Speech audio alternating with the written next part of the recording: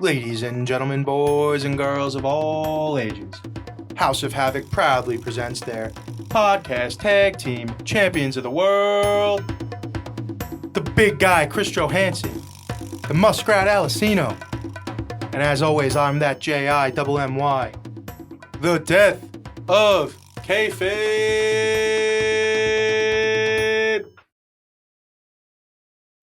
Welcome to the AEW recap show from Revolution and the month of February. We're going to get right into it. We're with Whitey and we're with Big Hawk. Here we go.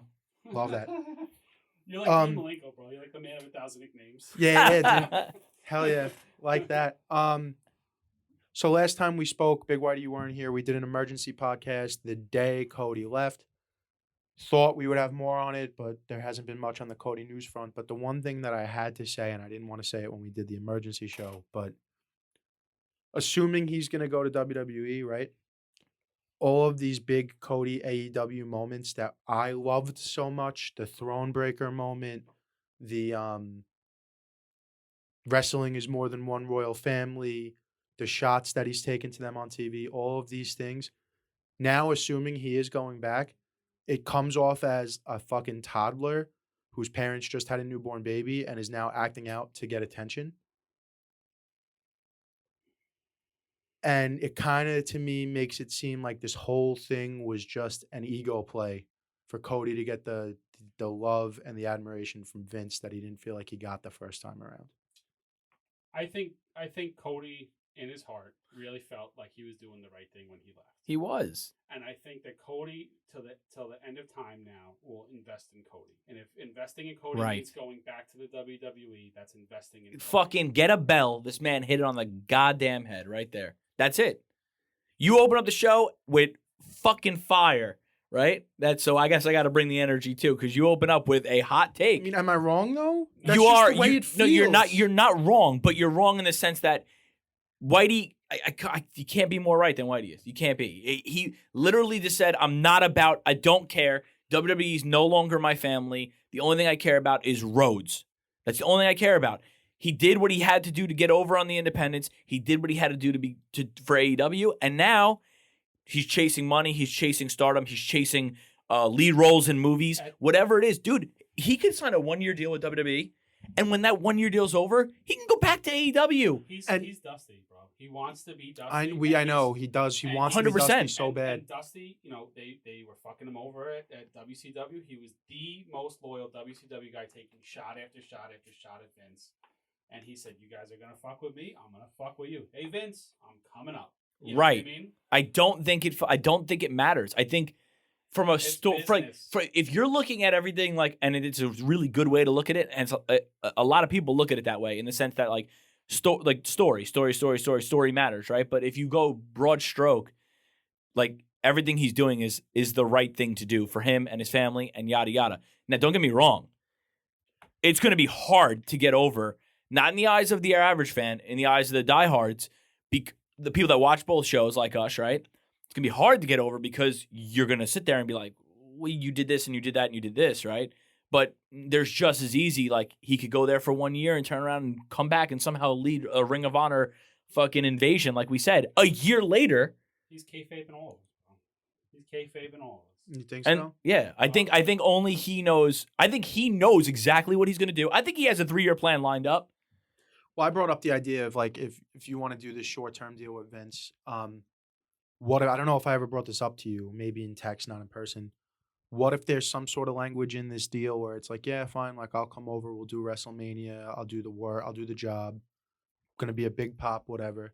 It's like, but then I want Seth and Roman in a year's time at Double or Nothing, and we're doing a Shield angle. That's what I said to you. Which would be, if they do that, if they've orchestrated it since day one, fuck yeah. Yeah, I'm into it. Since nothing would have been bigger since the NWO. If the Shield showed up on. If they fucking like give Tony Khan license the IP for the song and they do the whole Shield deal and not 2022, 2023 Double or Nothing. Yeah. A year down the line from now, I think that would be amazing. Yeah. Now I said this then, I'll say it now. TK would. Of course you would. Because if it makes dollars, it makes sense, dude. Exactly. TK and Vince both are businessmen, and I think Vince 100%. doesn't want to get into a fucking war again. He's like, I've been down that road. He's like, I don't Took years off his life. I don't. Got, he's like, I don't got it in me again. He's like, And they're not trying to be WWE. It's not. They're not trying. They're not WWE light like what Impact turned into in the early 2010s. Exactly. They're its own. They're doing their own thing, and its own thing. and Vince understands as well as Tony Khan, as well as Matt, whatever his name is, the guy who owns GCW, that Brett Lauderdale. Sorry, I don't know why I was thinking his name was Matt. Success for AEW is good for WWE. Right. Success for WWE is good for AEW. Right. Is good for GCW. Is good for NYWC. It's the business succeeds, everybody. Who does it help more if Cody Rhodes shows up at Mania? Vince. In the short term, Vince. If this turns into this whole big thing. See, now I feel the opposite. If Cody never steps foot in an AEW ring again, it does not do as much for AEW. I feel the opposite. I feel like if he shows up, especially if he shows up with that entrance, anywhere near similar gear, if he shows up, I think it propels AEW in short term. Long term WWE. If he jumps into a long term program on WWE, obviously he's bringing more eyes to WWE's product, you know. But short term, he shows up for a fucking one night stand. Here's the thing. I think like when Jeff showed up on Wednesday, which we'll get to, but no, I'm just saying. But when that music hit, his music hit. You know, like the real. Didn't do it for me, but go ahead. Well, they didn't get the edited. WWE had an edited version. They just played the song as recorded. But. Right. So, but I'm saying that made that pop that much bigger. Jeff was going to get a big pop, but I think he would have got a huge pop if he came out to Similar Creatures too, though. No, I just think it was so. That in his most recent SmackDown run, I just think it was so set up that it took away from. Well, and it was so over-reported. You know what I mean? It was so over-reported, and we knew it was going to come. It's the internet, you know what I mean? No, I know, but then you can tell the breakup. Like it was just so, you know. It's not. Well, Brett did. Jeff rather did that small little YouTube podcast with the guy, and he basically said, "I'm going to AEW," and this was like 2 weeks before. But I think the music made that pop. You know what I'm saying? 100%. But because once they said they were doing the AHFL meeting, yeah, you knew. That's what I'm saying. The writing you knew, was on the wall. But because, sometimes we do know. That's not the point. Like you know? if Cody comes out to his old WWF theme, will not be nearly as big as if he comes out. No, that's what I'm saying. He has to come out. Yeah. There's no point if he doesn't come out as this Cody Rhodes because might as well didn't come out as Stardust. Now, does Brandy have to come out with him? Yes. No. Yes. That'd be cool if she did. You have to run it. It would be cool if she did. You have to run it like, and if you're Vince, I don't know why you'd run it any other way. Run it like it's an invasion. Run it like he's the motherfucker that can do whatever he wants. He's here. Or it's like they're gonna do it like this is AEW versus WWE. You know? Like if I was the announcers, and I know they'll never do this, but if I was the announcers and he's coming to the ring at WrestleMania, I'm like, he's here from AEW. Like I would make it known. Like they probably won't, but I would make it known. Because that's the American nightmare. That he left. Yeah, that's the American nightmare. He's here from AEW. He brought Brandy with him. Like that's what I would. That's how you have to pitch it, dude. Like this is my last little thing to touch on the Cody thing. As far as you said, he's kayfabing all of us. Over the course of his last year in AEW, what's the one thing that everyone's trying to been pushed for him to do? Turn heel. Is there no better way to turn him heel than have him go work for the Fed for 6 months and then show back up? That'd be sick. If he shows back up in 6 to 12 months, booking, man. But that's what I'm saying. That's he the knows. ultimate way to turn him in. And then he could also show back up as the heel. And work some sort of EVP angle where he's like, "Fuck you! Now that my contract expired, now I'm back." That clause about me no longer challenging for the world title was my old. That was the old contract. Yeah, this is the new contract, Right. and then he goes right at the belt. But do you see what I'm saying? He controls the narrative still because, like I said, he has a 3-year plan lined up. If he goes to Vince, who says no? If he goes to Vince and says, "Vince, I want a 6-month contract. I'm one of the hottest things going right now, right? I want a 6-month contract." You think Vince goes, "No, 3 years or nothing"? He goes, "Fuck yeah, I'll take you." Vince would sign him for 2 months. Give me Mania. No, give me Mania and give me SummerSlam. I leave the day after SummerSlam. Vince is like, "Fuck yeah." After SummerSlam, like you said, he walks right back to Tony Khan, but he has to have a good run in the 6 months. You know, a couple big matches. He runs right back to Tony Khan and says, "Listen, I'm back. This is the angle I'm thinking. What do you think?" I think it's who says no? Tony Khan says no. Shut the fuck up. No, he doesn't. I think it's much more realistic that they use a different way to bring him back into the fold, which is a good segue for our next conversation. Tony Khan purchases Ring of Honor. The video library and the production equipment. The production equipment, really? Yeah. That's the deal. Not $40 million, like it was reported. Bullshit. Vince McMahon paid for WCW and all that video library, the NWA video library, the WCW video library, $2 million. So Really? And Sinclair Broadcasting owned Ring of Honor. Correct. So, and he's not buying the most valuable part of that deal would have been the TV time slots and all. Were they on TV? Well, maybe not locally, but somewhere in the country Yeah. they were on TV. So they would have those time slots are what's worth the money. No, But- not nationally, locally. You're saying? Well, not here. But Yeah. And then Okay. maybe not nationally, but they might be in select markets. Yeah. But let's be clear about one thing. Ring of Honor is not dissipating. No. They're going to continue to run Ring of Honor. Now, they have nobody under contract because all of their contracts ended December 31st. Tony Khan already said he's going to be booking Ring of Honor. So now he's booking AEW and Ring of Honor. Is he getting TV time or no? It hasn't been discussed yet.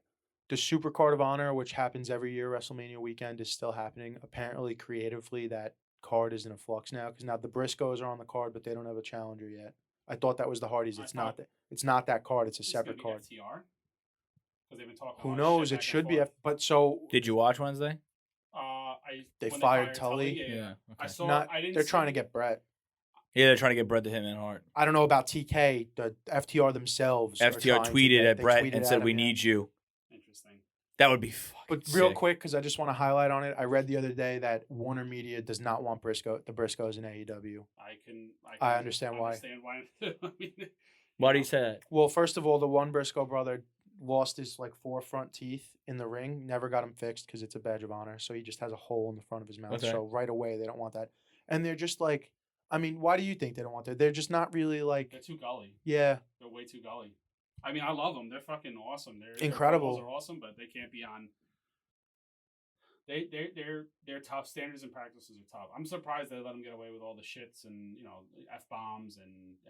Well, because I think they know that the fans want an edgier product. Because Yeah. even USA is pushing WWE to say shit and curse a little bit more. That's awesome. Here's the thing. I think that it's great, but there's two things that I think are happening with AEW that I'm not a big fan of. I'm not a big fan of every single show you go out there and you have a surprise new person coming in. I think that's going to get old real quick. It's like, Mhm. and like you like Keith Lee to me when he was like, the door's opening and you and I are thinking it could be anybody. And then Keith Lee walks through, which we knew was going to happen anyway. But that was just it was a dud But for me. same night, Jay White, much better. But Jay No. White obviously just popping in. But The one counterpoint I have to say to that is that I understand the bloated roster and all of this thing. loaded. But as far as like the 5 appearance deals that we referenced on the other episode, I have no problem with guys showing up, working for like 6 weeks, and then leaving and going back because that's in a way that's kind of wrestling outside of Well, that's old school. mainstream like WWE. Yeah, that's old school It's like wrestling. You territory- show it's up, like the territory days, show yeah. up, you work a program, you do your business, and then you go on to the next fucking time. And I got no problem with that. Like Cardona showing up, doing a 6 week program, and leaving. Well, Jay White was what, 3 weeks, 4 weeks? Not even. Yeah, Not not even even. that. Like I got no problem with guys tapping in and tapping out like that. To me, not everybody who shows up needs to be on a 3-year deal and needs to be on TV Yeah. every week. What I do have a problem with is like Christian hasn't wrestled on TV in 4 or 5 months. Brian Cage, Miro, Christian. I mean, Miro was hurt and now he just got better and now Okay. Creative's trying to figure out what to do with him. They just re-signed Miro through 2026. All right, so he here's ain't going here's nowhere. what I'll say he about was that. hurt. I didn't know that He was hurt, Oh, yeah. wow. I just he's healthy now, but they're just I would love to see the books, and I would just love to see like what their bottom dollar is. As long as they're making money, then it makes sense, right? That's fine. But from your perspective, like I agree with you. You can't have a surprise entrance every week.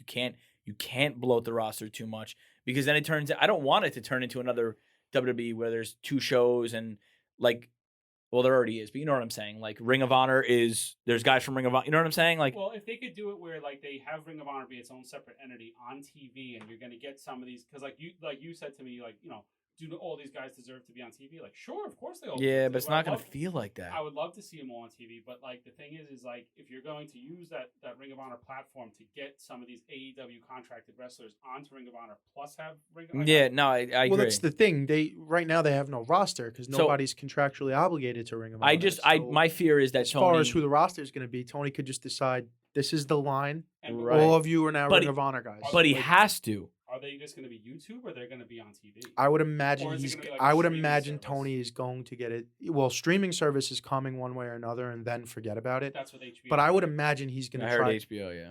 Well, because they work with Warner. That's right? I what just- got. I Yeah. just- It's all owned by the same parent company. Yeah. I just don't want him to keep bringing guys in on these 3-year deals, these large contracts, because he feels like he needs them, because he feels like he needs to get this guy. You know what I mean? Like, Well, but so to counter that too, because like, isn't that what WCW did? Wasn't the Right, but wasn't so their I'm gonna- biggest issue I'm the going to bloated counter contracts? you. I'm going to counter you right now. Well, no, that wasn't really the biggest issue because they had The money biggest to give issue out. was Warner Media didn't want wrestling on their Warner Media on their didn't program. want Well, wrestling. okay, yeah. So they kept squeezing him and squeezing him and squeezing him. It was just To counter the WCW argument and the bloated contracts, first of all, the three of them in the NWO had clauses in their deal that nobody could make more than them. Correct? I think just Nash and Hall. Just Nash. So every time Hogan was the top paid and he couldn't be touched. every time somebody signed that got paid more than Nash and Hall's salary went up to $1 above that. So the way it worked out was Hogan was the top guy and he had the untouchable, like godlike contract. And then Hall and Nash's contract were like, we want to make the most money in the company less than Hogan. So if Hogan's making so in turn Hogan's contract would always go up because Hall and Nash's contract would always go up. Because say they bring in Bret Hart, so Bret Hart's going to make an astronomical amount of money, but Hogan's got to make more than that. Hall and Nash got to make more than that. So it's like that's Yeah. and So the structure, ego is really kind of what got Right, them. and the structure was that TNT did not give them any money to produce their show. Like TNT gives like a lot of the money for WWE to produce SmackDown, where TNT was like, you're your own entity. You're gonna pay for your own shows. You're gonna pay your own your wrestlers. Like you have Turner money, but like this is your budget for the year. Spend it. You know what I mean? And to their credit, a lot of guys were showing up to wrestle, and checks from the week before were bouncing. No, never. So- That was ECW, not. Oh, ECW. Yeah. Sorry. That was Paulie. Paulie was not paying people. But so my counterpoint to the bloated roster of the WCW-ness, they would just sign these contracts to get guys, especially if it meant stealing top draws from WWF because they were fighting a war. Right. Tony Khan is avoiding that problem by not signing Cody because he has a talent budget and he's sticking to his talent budget. I don't think that's why. That's my personal opinion. I don't think that's why. I think it's because Cody wanted more creative freedom and Tony Khan took it away from him. And I think and he had a falling out with with the rest of the elite. Yeah, the especially the Bucks. Allegedly, yeah. yeah, allegedly, but I think Cody was given some sort of creative freedom in the beginning and he was like helping Tony book it. And I think Tony was like, okay, I'm on my feet now. I think I understand how this industry works. This is my opinion. I think he looked at Danielson and Punk getting 3 years, $4 or $5 million, right? That's what Punk got. Well, whatever their contracts. I think Danielson looked at Cody looked at the two contracts that Danielson and Punk got and said, I want their money or money bigger than them. And Tony's No. like, listen, we don't have it right now. I can't agree with that. Because Tony could have just as easily picked up the final year option on Cody's contract that he did on Cage's contract, but he didn't want to because he didn't want to hold him hostage. Yeah. That's what Tony Khan's on the record saying. That. Yeah, but I also feel like he was also on 2 TV shows that he was getting paid from. Like he was. That's how I feel, which is Like- why I feel like it's ultimately just Cody. I don't think it was Cody, a money thing, dude. I don't think which it was is a money thing. No, it's not. which is what brings me to say that Cody, he needs to get the pat on the back from Vince. It's an ego thing. He will never sleep right, or like he'll never be able to really look at himself in the mirror and feel like he did it until he gets that affirmation from the Fed and from Vince. That's what I have to say on it. All right. I still think it's if Vince is going to offer him a big fat check, he's not 100%. because it's Cody's going to do what's Cody. He's making his money regardless. So- That's not. I'm not worried about the money because I think Tony Khan you don't get to be what the Khans are without having some financial. Oh yeah. So they're not like, sense about it. and the other thing is like from a business standpoint, like I'm thinking about this, like they are not public. They're not. I don't think they No. have intentions of going public. No. No. Not right now, at least. I mean, maybe once they become more international. Yeah, so he doesn't have a board of directors to answer to. He doesn't have Right. shareholders to answer to. And that's because otherwise shareholders are going to ask. Yeah. Do we really need 40-something-year-old Punk on $4 million a year? Like, do we really need to? We're in the red. This like shit like that. Yeah, that's what I'm saying. The problem is, a lot of it's not going to be like AEW goes public. It's not going to be us buying shares. It's going to be institutions buying them, and then they're like you said, they're going to be asking, well, how do we get this number lower? How do we get this number higher? What can we do? And then that's when it turns into what WWE is, and it's it's more about the bottom line than it is about the product. In the most recent future, most recent past. So what do we got next? We'll do it this way. On a scale of 1 to 10, how big of a deal is Jeff Hardy's arrival at All Elite Wrestling? 6. Ooh. Yes, 6. Go ahead. I'll make it simple. He's great. He's a great wrestler, okay? Little older. They can do stuff with him, right? They have a direction now for Matt. And he brings in fans. He brings in fans and brings in merchandise, which is one of the strongest fandoms in pro wrestling Right. over the course of the last 25 years. Right. One of the strongest connections to his fans. They follow him everywhere he's went.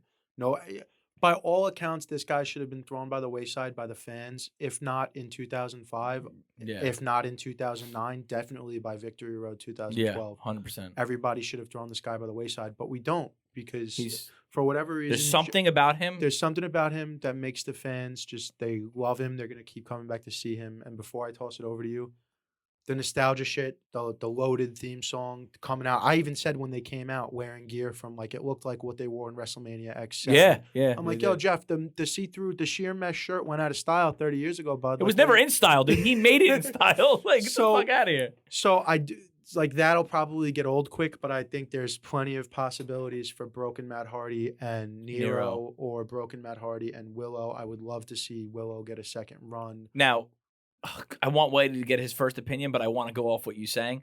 My fantasy booking for them would be Broken, Nero, Darby, Sting, form a group. Go ahead, go. So, again, this is an opinion, so let's not get heated. Oh, well, we probably will. I think that Jeff Hardy, for what he is, he's a phenomenal talent. He's got a tremendous fan base. I think had he stayed clean, he could have been one of the top guys forever. Yeah. I think him coming in kind of fell a little flat, only because, and again, he's got a huge following, so that's gonna, no matter where he goes, he's gonna get the big monster pop. I think he was just on the long list of guys, one after the other. Like Adam Cole felt special. Brian Danielson felt special. Punk felt special. But now it's getting to the point where it's like, oh, great. Oh, and another one. And another one. And another one. Swerve, Keith Lee, Hardy. It's literally been like the last 8 shows in a row has had some sort of a return. Buddy Murphy. Yeah, it's just been like guy after guy after guy after guy. And I think had they separated some time, it would have been a much bigger impact for me. Because I think I'm getting worn out on it. It's like, okay, here's another guy. Okay, what's this guy going to do? And I think Jeff, because of who he is and where he's going to fit on that card, he will have a much bigger impact because he is in that upper echelon of top stars in wrestling. But I just, I think they got to get away from this like every single week or every single show. There's a new guy coming in. Well, it's like I said in the group text when the announcement that Tony purchased Ring of Honor, now all of a sudden it sort of seems like it makes a little bit more sense. Yes. All of the talent, it doesn't seem as bloated if they're going to fill out Ring of Honor with some of these guys. But again, that's a big if. Anything else on Jeff's arrival before I got one last thing to touch on with the Jeff thing? Talking about what he could have been. Freddie Prinze told a story on his podcast relatively recently referencing was it Armageddon or No Way Out 2008 when Jeff won the belt? Armageddon 2008. So they all get in the room. I'm going to give the most abridged version of this I can. They all get in the room. They've been building up this story for a couple of months now. We're finally going to get the payoff tonight. This is day of, Sunday morning. They're in the room. They're like, all right, Vince is running the meeting. Stephanie, Hunter, everybody's in there. Like, all right, main event. What are we going to do? And Freddie Prinze, again, like I said before, being the guy who's not afraid to lose his job, stands up and he says, I think, we got a good thing going here. We need to put Jeff over and give him the belt and, we're going to have the payoff for the story that we've been telling over the course of the last 6 months or whatever. And, this is what I think we got to do. And Vince was like, all right, anybody else? And a couple of people, writers agreed, and it got quiet. And Hunter, who was the champ at the time, was silent the whole time. Slams both of his hands on the desks and says, we really going to fucking trust this guy? And they argued about it some more. And then Vince called the meeting. And after they'd call the meeting, everyone would leave except essentially Vince, Hunter, Stephanie. Would it have been Pritchard still at that time or no? What year? 08? Pritchard, and who was the Johnny Ace, maybe? Yeah, Johnny Ace. So the 5 of them in the Maybe room. Ross. So Freddie Prinze Jr., the way he tells it, he walks out. He's sitting in another room across the hallway. You could hear some excited conversation going on in the room. And then finally, Hunter walks out, slams the door shut, and then just walks away. If you remember that night, triple threat match, Hunter, Hardy, Edge. Hardy goes over. Who did he pin? Edge. Edge, because Hunter wouldn't do it. Hunter would not do the job for Jeff. And guess what? Hunter wound up being right, because only about 18 months later, Jeff got popped again. So, I mean, if that's it on Jeff Hardy, we're ready to take a break. Yeah, let's take a break. All right, guys, listen. Pat McAfee said it best. You got to look good to feel good. You got to feel good to play good. Well, we're going to help you guys look good with Saatchi di Dinero, all right? It's the finest Italian material. It's fire. It's comfortable. And we got a saving for you, all right? You're going to use promo code HAVOC for 10% off your total purchase at SaatchiDiDinero.com. Also, check them out over at Instagram at Saatchi di Dinero. Saatchi di Dinero, always authentic, never counterfeit. All right, we're back, and we are going to talk AEW Revolution. We're going to recap that show. That show was last week, right? Yeah. Sunday. So a week ago, yeah. Unbelievable show, in my opinion. I mean, I watched it twice. You did? Yeah, I did. I actually forced my girlfriend to watch it with me. Nice. She was not thrilled, and I kept having to touch her and be like, "Look, babe, you're gonna miss this spot." Like, she's like, "Cool," but anyway. So I watched it twice. I thought it was a very good show. We mentioned it earlier. I think that some of the matches were a little drawn out. Like, they tend to just go a little too long, and like I think me and you were saying, like, there were spots where I was like, that could have been the finish, and I would have been okay with it. And that's the only thing. Sometimes when everyone tries to have a 5-star match, not even that could have been, should have, has to be. Right. But so I said this as the show was closing, and I've been saying it for a while now. The way I feel about the AEW pay-per-views, I'm talking about them right now the way I would be talking about Kendrick in the 2010s, where every time Kendrick put something out, I'm like, that was the best hip-hop project since the last time Kendrick put something out. Every AEW show feels like that's the best wrestling show I've seen since the last AEW pay-per-view. And Revolution, I felt the same way again. And I'm not, maybe I am wearing the glasses a little bit, and we know how Meltzer is and how he could get. He's not that, like, loose with his rating system, though. I think 4 or 5 matches were 4 3/4 stars. Well, Meltzer loves. He loves the box. He loves the Bucks so much. He loves AEW. All right. So I have to just preface everything I'm going to say before I say this. Is I did not watch the pay-per-view. I've read a tremendous amount of reviews. I've listened to a tremendous amount of reviews on podcasts. I've watched highlights and clips. Yeah. So from what I've been told, Eddie and Jericho had the best match of the night. Which is what I'm gonna go down the whole thing in the order it went, but yeah. I was told that that a lot of the matches that were multiple person matches, not necessarily one-on-one matches, were a little bloated because again, you're trying to get so many people onto the pay-per-view, which again is an issue that I'm gonna foresee in the future with them. Because you gotta remember, Kenny's still not around, Miro's still not around. Where's Brian Cage? You know what I mean? Lance Archer was not on that pay-per-view. You have a lot of their top talent not around for it, and you're trying to put people in to try to get everybody on the pay-per-view. So the only thing I'll say before we start reviewing is I think that people are always going to find, me included, are always going to find something to complain about. And even when it's a really good show, yeah, if you break it down deeper, you could say what he said. You know what I mean? So when it's a really bad show, you say, "Oh, the show is shit." When it's a really good show, you say, "Well, here are the issues I had with it." So no matter what, there's always something to it. Right. So I understand what he's saying, but at some point we just kind of have to step back and say that was just a good wrestling show. You know what I mean? Regardless of what went down. So right. I mean, so like everybody, person by person, fan by fan, has their own definition of what makes a great wrestling show. Right. What makes a good match? Here's what makes Revolution great, in my opinion. We got 9 main card matches, 9 different styles of wrestling. 100%. Everything gave you something different. 100%. Did you hear the crowd? Did you hear the crowd fell flat? They said. Well, it's a long show. I mean, with the pre-show, and then also, it was a 4-hour pay-per-view, I think. Right? Yeah. So I mean, you're looking at 5 hours. Crowd of wasn't that wrestling. into the it. 3 matches on the pre-show is too many. Yeah, You know, 100%. and the issue is like on TV, because I watched Rampage and Dynamite every week. I've not watched this particular week's Rampage, but I watched Dynamite, and the heavyweight championship belt, the AEW heavyweight championship, the what do they call it? Big Platty. It's not held in the highest regard. So, and then you're gonna put that show at the end, that match at the end of the show, because you've had Jericho and Kingston, you had Moxley and Punk, you had Moxley and Danielson. Yep. You had Punk and MJF. So you had all these big matches before that, and you had to come down from all those matches. Right, I know that's the difference. And it's hard. You had the TNT title, Cargill and Ty TBS Conti. title. Yeah, the TBS title. I mean, there was a lot going on. You had the Dynamite Diamond Ring with Wardlow, because now you're trying to push Wardlow. And I think the issue that they're running into, like I keep reiterating, is that they're running out of TV time for these people.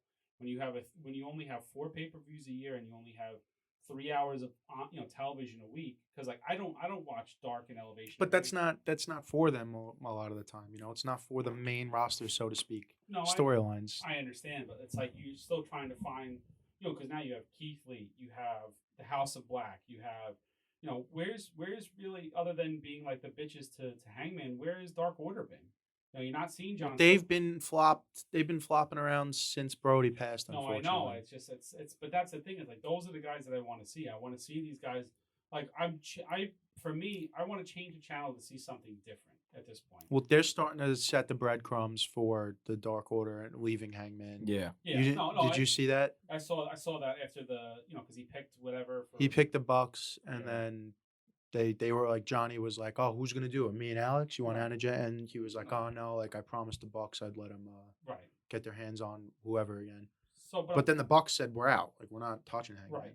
But again, just getting back to the main point, I just think that I hope that they could do something positive with Ring of Honor and spread this roster out, because I want to see all these guys wrestle, but it's difficult now because it's like there's so much wrestling to watch. You have 3 hours of Raw, 2 hours of SmackDown, 2 hours of Dynamite, and another hour of that. Plus, if you watch Impact or you watch anything else, it's tough.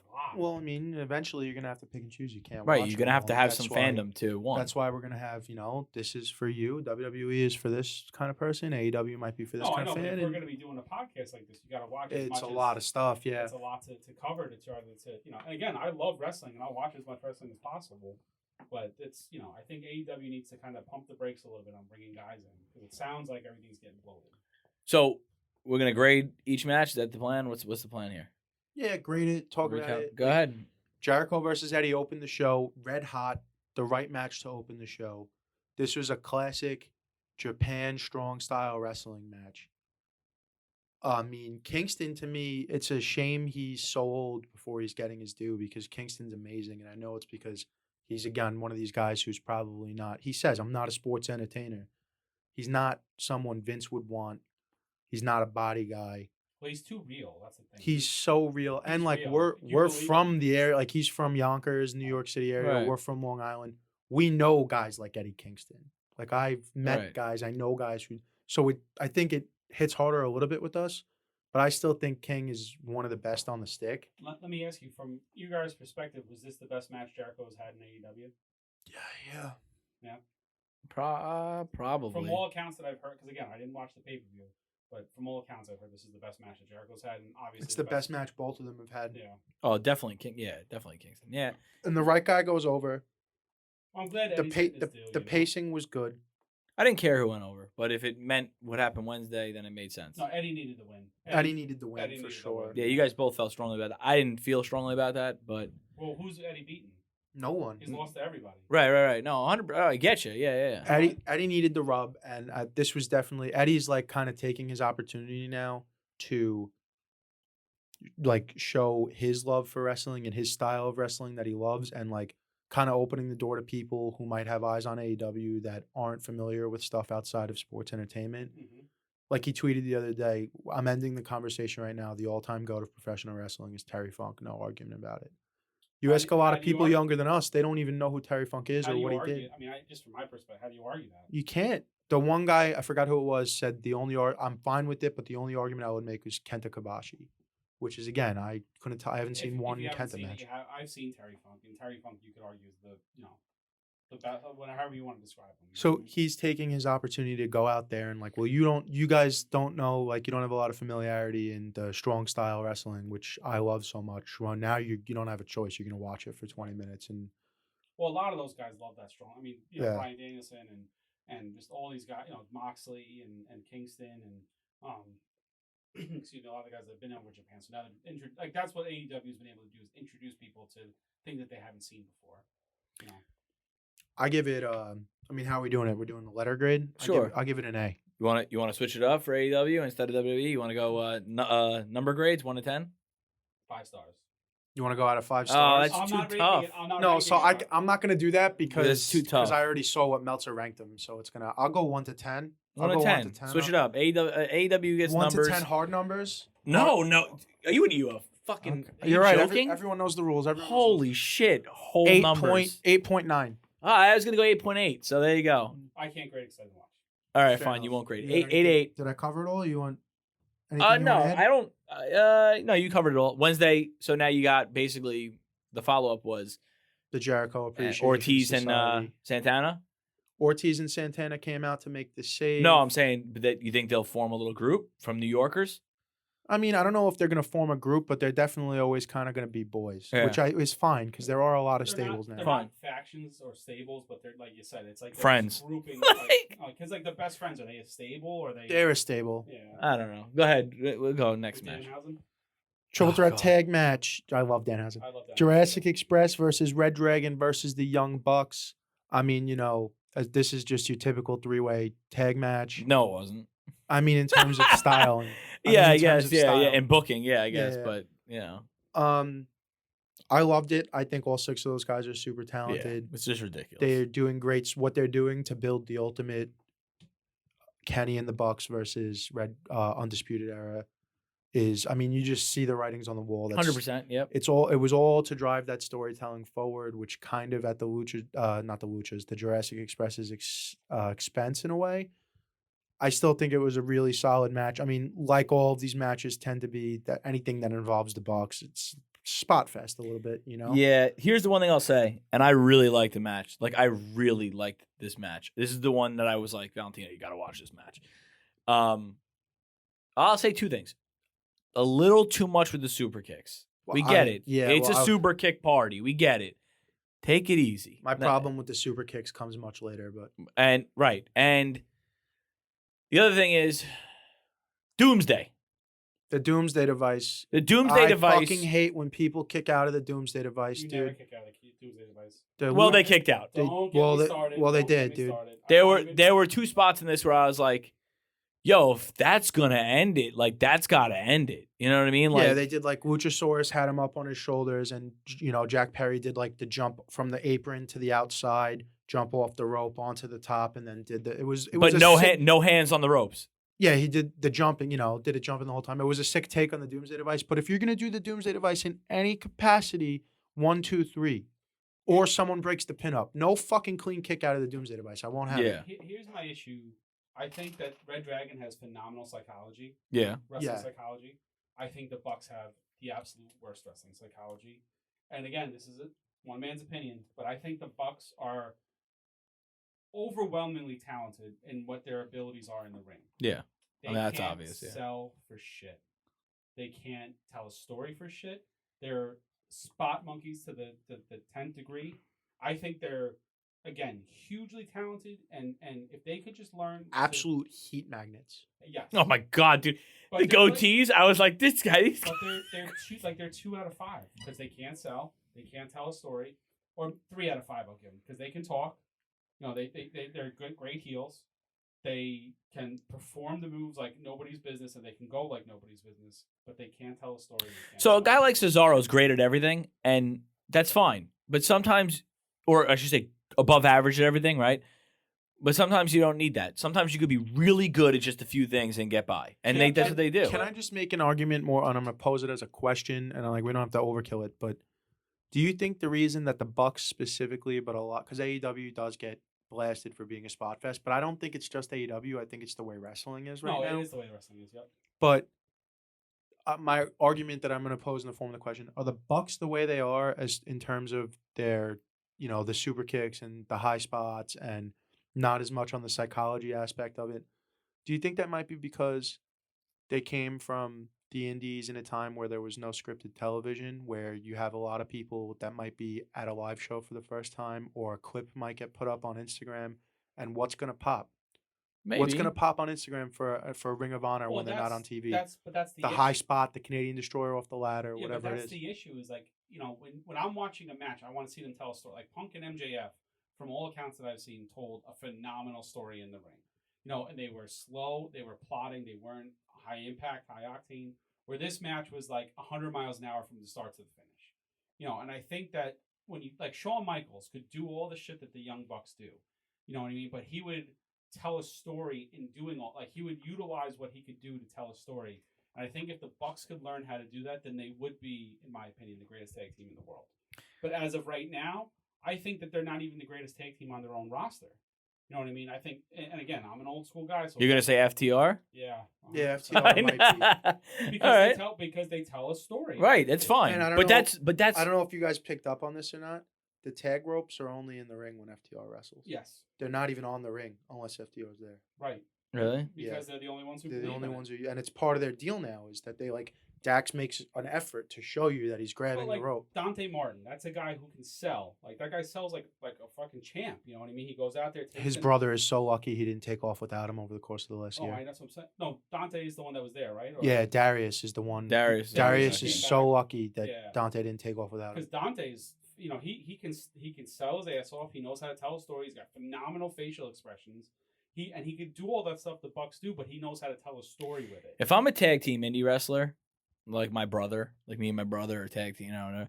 Like my goal is to go to my goal is to make it to right. AEW is making it. You know what I mean? WWE is not. They just don't value tag teams, which is fine. I agree with you. FTR probably is the best, definitely psychologically in the world, but you can make an argument for the Lucha Brothers when Phoenix is healthy. You can make an look. You can make there's my favorite is the Lucha Brothers. Yeah, if I had to choose, you can make an argument that Santana and Ortiz are one of the top tag teams. You can make an argument that Jungle Boy and Luchasaurus are one of the top tag teams. So their tag team division is loaded. And now you just added Jeff and Matt. Yeah. So, I mean, yeah. So if I had to, and Jeff and Matt are gonna want to win those titles. And I like no. It's gonna happen. You know it's gonna happen. I mean, that's bad booking in my opinion. But if they will eventually. Eventually. If I had to rank them right now, like just really quickly off the top, I would say it would be Lucha Bros, then Jurassic for me, personal preference. Lucha Bros, Jurassic Express, FTR, and then the Young Bucks. That's how I would go. I think Red Dragon might be. That's just pushing. No, but that's just spot. Yeah. Just the way I view it. That's the way I like. That's what I like. Anyway, I love their psychology together. O'Reilly and Fish. They're all three of them. Yeah. And I think that I don't know if it's not official yet, but they addressed them on social media as the Undisputed Originals. Okay. So I don't know if that's going to be their name going, but we'll see. I'm going to give it an 8-4. I think it's a little less than the first match because it's obviously less psychology, more high spots. I am a high spot guy. I like high spots. I like to see things that I wouldn't be able to see at a different program. So that's why I go. Like I said, I like a story. I want to watch the matches. Story's great, but you don't need a story for this because we knew Jurassic Express needed to go over to continue the story for everybody else. So that was fine. Yeah, I mean, it's a good setup story for the match, and you need not you need, but AEW feels like you need one car crash per show, right? And this is really their car crash of the show. Yeah, I'm gonna go 8-4. I went 8-4. To say, not grading. What? Not grading it. Yeah, I know. Just remind me. So we're very close in both grades. Face of the Revolution ladder match. As far as multi-man ladder match goes, pretty solid. I'm trying to think if there's any crazy spots that really. Yes. This was just a vehicle to get Wardlow over there, right? Right, but so here's my problem. Here's my problem with it, and I'm not saying you have to do a Money in the Bank type of deal because obviously you're not going to want to do that. The match is on Wednesday night at St. Patrick's Day Slam. Scorpio Sky just went over. And that was planned for a year. The whole Sammy dropping it to Cody, then winning it back from Cody, then eventually losing it to Scorpio Sky has been in a plan for the last year. Okay. Scorpio Sky is looking to go 30-0 over the course of the last year. And he will. So now I know what we're gonna do is MJF's going to wind up getting involved. We're gonna have MJF Wardlow at Double or Nothing. But my point is, why not have the whole somebody else point of the take Face of the over, right? Revolution ladder match is to propel a superstar in a way, right? They Similar are. to the way, yeah, they are. But he's not gonna get the payoff of the title win because now he's gonna get dragged into the MJF feud, and so like it kind of feels like you're in one of these WWE situations where you wrote yourself into a corner because Scorpio Sky has to go over, but Wardlow needs to keep looking strong too, right? Well, And that's my problem with it. I know the MJF storyline is going to ultimately pay off, and you know how much I feel about Mike Wardlow. If I was having a draft right now of any active wrestler to start my own promotion, I'm taking him in the first round. Okay, a little silly, but all right. no, I don't way. think it. I think first round's a little silly. No, For 3 people, if us 3 did it, you take them in the first round. Probably. Here's Going what- forward for the next 5 years, if I'm starting that a guy's promotion, the future of that company. that guy is 100%. I He's got the agree. look, like I told you, he takes it serious. Not I a lot agree. of guys, even the top guys, take it serious every time they So- walk out Well, him there. and MJF are on that same plateau where Jungle Boy, like, you can't figure out, like, is Jungle Boy really that guy? And is No, I don't think so. And is Darby real? Like, I love Darby. I love Darby too, but Darby's not that guy. Darby's that guy? Darby's no, he's Darby's mid not card that monster. guy. when they said Britt Baker, like, Britt Baker is the future of that company. So you didn't see it, but you saw. I'm sure you saw clips or whatever, heard about it. Here's why I liked it. Not your prototypical ladder match I used to seeing. Now I'll admit a lot of the ladder matches I've seen are from WWE. I don't really see many on AEW, or I can't remember many on AEW. Obviously, the Cody Rhodes cutter off the ladder, right? Well, Brian Cage's debut, remember he came out and he ripped the ladder in half. Yeah. I mean, Oh, right. Well, they did that. They did that spot, and Who ripped the ladder in half? Keith Lee, Keith Lee. Lee had grabbed one half and Powerhouse Hobbs. yeah, grabbed the other half, and they were fighting over it, and they ripped it in half. But anyway, the spots I saw a few spots. I'll go them really quickly. Keith Lee, Hobbs, and Wardlow kind of like messing around in the middle of the ring. Orange Cassidy gets in the ring, runs up Wardlow's back, and stands on top of those guys as they're all fighting, and jumps and tries to grab the ring. That was a good spot. Another spot was with the ladder where they were picking it up in the air. Yeah, and he They jumped had on the ladder like and- this, and he grabbed it and kind of cat's cradled, or what is it called? Skin the cat, right? Skin the cat Yeah. had his way up on top of the ladder, and they were holding it like this, and he reached for the Oh, belt. when they were holding it as a bridge. Yeah, But then there was also they were holding the ladder folded on an angle, and the guy jumped off the ropes, landed on the ladder Now, while. were they like really set up looking spots though? No. They're smooth. No, it No. was pretty smooth. looking for the those most two were part, pretty yeah. smooth, and then Keith Lee tossed him out over the top rope. Cassidy. Yeah, was it Cassidy or he tossed somebody? Remember over the You're talking about when nobody caught Cassidy and he wound up legitimately hurting his shoulder. He was in a sling on Dynamite because of it. Yeah, I saw Remember this. we yeah, said. yeah, yeah, Remember we said nobody caught yeah, him. yeah, yep. Nobody caught Orange Cassidy. Mm-hmm. He went right over the pile and landed with all that velocity. Nothing to Yep. break his fall. So, Now he's hurt, but anyway, those are the high spots. Wasn't my favorite match on the card. Wardlow is legit, and that was a bad bump at the end with the ladder. Well, it looked nasty. The power, was it a power bomb? What was it? It was yeah, it was a power. right. The bridge ladder on the it was a Yeah. power bomb. I can't remember, but he took dude. Oh well, with Starks. Yeah, he took Yeah, it was supposed to be a power bomb, but like it almost looked like Starks was trying.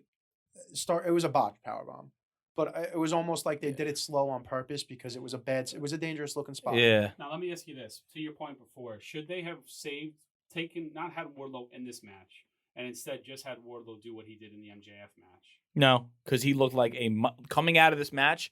If that didn't happen later on in the show, coming out of this match, I would still say Wardlow is the guy. Yeah, So it only helps. But my point is like if you're going to, you can't have him go beat Sky now because now you're trying to push. If you Sky. knew, which they did for at least a year, that they were pushing Scorpio Sky and this was going to happen that's- on this date. That's my point. Should they have not had him? In I this mean, match? And then who would you have go over instead? one, it's questionable booking in the aspect that like we already have two good things. So, but at the same time, say Wardlow comes out and looks like he's getting a clean victory over Scorpio Sky. Ethan Page gets involved. He drops him. Maybe even Page gets involved. He drops her. He's overcoming all the odds, and then MJF comes out and just kicks him in the dick. It does give you more fire for that ultimate double or nothing match they're going to have. And we're going to see MJF go from one of the greatest feuds that I've ever seen in my life to possibly another great feud with a lot of emotional juice to it. So I'm not willing to say it's like they should have booked somebody else. I just, at a certain point, it's almost like you're overdoing it. Yeah. But I got no problem with it. It makes sense. It's just though, to what me you're like saying. If they have MJF come and fuck them over, then it's just more juice, like more fuel. in my opinion, there's no way Scorpio Sky's doing the job on Wednesday I night. think So it's like you're putting two monsters against each other, and one of them now has to fall. You know, I think Which- Scorpio Sky has to look good in not defeat because he's not going to lose, but look good in. Yeah, you can't make The Scorpio Sky go in circumstance. there and have him make it. I would almost the rather. Powerbomb Symphony. I would almost. Yeah. I would almost rather this match not happen. the match, it's happening. No, I would. It's happening. I would. sweetheart. I would almost rather something happen before that, where Wardlow gets jumped backstage and we don't know who it is, but he's hurt. He can't compete. I think that MJF coming and screwing him in the match. Yeah, I It's know. He's like on that like skyrocket ascent, and then all of a sudden MJF comes in with the Dynamite Diamond Ring, Right. hits him, and then So I'll grade the match. the Scorpio Sky, like I said, he's got to stay undefeated. They're gonna keep building him. I'm trying. I want to. Hold on. This is me taking off my my AEW glasses. 7-4 for that match. Yeah, I was gonna say like 7-5. So we're right there. Yeah, we're right. We feel the same way. TBS title match: Jade versus Ty. Coolest part about this match for me is the Mortal Kombat gear. Ty's solid. She's doing the program with Paige Van Zant now, probably. Did a really good job of making Jade look good. Jade's the future. Jade's a monster. She's the future. She's the future of the business, no matter where she goes or if she stays. Her and Charlotte got to get in the ring at some point. 100%. Don't care where it happens. Yeah. Either Overall, pretty solid match. I mean, Jade delivers every time she's out there. Ty doesn't really do it for me, but she's a good. Like she made Jade look good. I'm Yeah. gonna go 7-1. Had a lot of emotions about Jade at that night, but whatever. I'm gonna go 7-1. I'm gonna go 6-8. It's fair. It was just it did what it had to do to me. And like Whitey said before, like I have to come down eventually. Like I'm watching these, and if this was the first match, I might have felt better about but these matches, and then you're like, what the fuck? Like, you go from the Kingston to the tag team match to the ladder match. You're gonna have to have a come down somewhere. Then that It was just sucks that they got to use the TNT titles to come down. and that was it for me. You mean the at least. TBS title? TBS, TBS, yeah, sorry. yeah. You know what I meant. So that was it But for it's me. all part of. I'm gonna confuse them a lot. It's so all part of them. Yeah, well, no, it's me that too. bitch show. That bitch show. That bitch show. That's. When do her and Britt Baker touch? Not yet, down the line. Double or nothing in 2023. Yeah, that's what I'm saying. You gotta let It's gonna be soon though, because like you can't just have Jade steamrolling everybody and then. Well, that's what I'm saying. Why this match works is because right now Jade's in the process of still steamrolling everybody. She has to drop this first. 'Cause That's the this thing. is her biggest win, right? Ty is her biggest Yeah. win. Yeah. But she has to drop it first. So is it going to be Anna Jay next, or she already beat Anna Jay, right? Yeah. yeah. So who's next? Nyla. Kayla Hirsch, right? Yeah. Layla Hirsch. Layla Hirsch won the. She won the. She beat number Statlander one on the contender. pre-show. Yeah. Yeah. Legit Layla Legit. Hirsch. Moving on to another solid match, which is good. We had this lull in the Jade and Ty match because coming up next, MJF versus CM Punk in the dog collar match. There have only been 3 dog collar matches in the last 35 years. Punk versus Raven, Ring of Honor 2005. Cody versus Brody, right? Yes. AEW not too long ago. And now Cody versus MJF. All 3 of these matches refereed by Remsburg, which I thought was an interesting little fun fact. I can't stand Bryce Remsburg. He's like, you're a fucking ref, bro. Take it. Yeah, him. Like Aubrey, toes the line where she's like, I don't want to see the fucking ref. I want to see the ref count 3. Maybe there's a little ref bump, but Bryce Remsburg really plays it up, and I don't like it. Like a referee is a background character. You know what I'm saying? See and not be seen. That's what they say. If you know who the umpire is behind home plate, he's doing a bad And job. Bryce, he takes me out of matches because he does the over exaggerated count. I'm okay with the good count, but you watch Earl Hebner count, it's 1, 2. Bryce is 1. You know what I mean? He really gets into. You know who else does that though is Kyoto. Yeah, Kyoto does that too. but Kyoto's Kyoto looks like you fucking don't lost notice it every as much time. as you because Bryce gets very And animated. what's Little Nature's name? Robinson, Charles Robinson. Yeah, he's a little animated too. He's a little animated, but he's also you don't notice Remsburg for whatever reason he can't your referee Bryce Remsburg. I'm just fuck. Couple of things on this match. Punk said, I think the next day or that night, this was his love letter to professional wrestling. Obviously, MJF comes out first. They play Cult of Personality. Then it cuts, and then MJF comes out. Punk comes out to Miseria Cantare Yeah, the Ring of Honor. in his Ring of Honor gear. Huge pop, a huge problem on the internet because all these people, they were like, "Oh, I didn't get it. I didn't watch Ring of Honor. This and that." It's not for you then. That's not for you. Like, it's not for you. It's not for you. If you watch any of the clips from people that were in the stadium filming it on their phone, they were losing their fucking minds, dude. Yeah. Losing their minds. And he wore his Ring of Honor gear, Right, the shorts and the whole thing. And do you want to talk Crimson Mask? Well, Blood- both nights when he got color. Yeah, I blood think- like you'd never seen before. Like he was going to make the cover and just dripping like UFC this one, blood. this was on accident. I think he did more than he wanted to do that night, because the ref.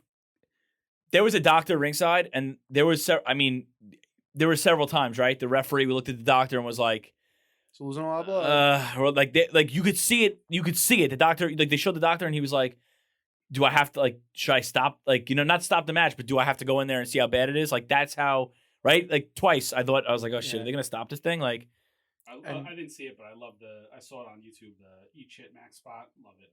yeah. And So- he never did it, but we had the tease of the Pepsi plunge. Yeah. Got an Anaconda Vice, which we haven't seen in a long time.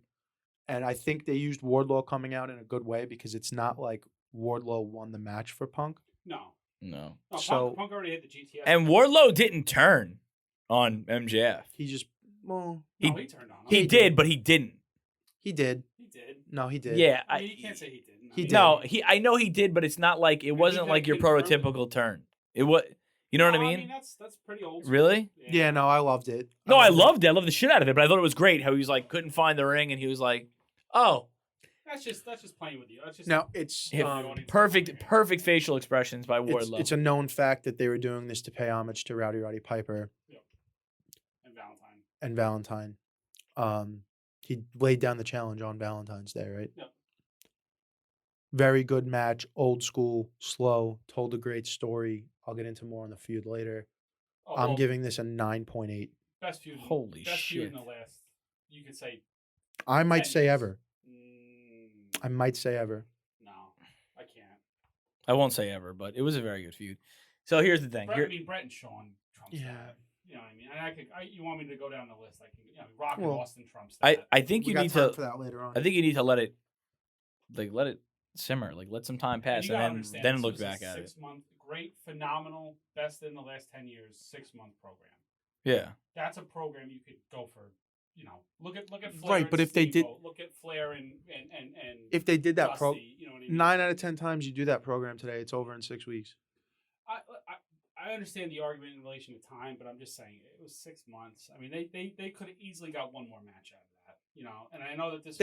But Punk's facing the clock too. No, I get it. I think Punk. I think the biggest problem with that is Punk has a lot to do in a little time. He's not going to have another feud like that, though. This was the feud. You know what Yeah. I mean? This I was the feud. Don't.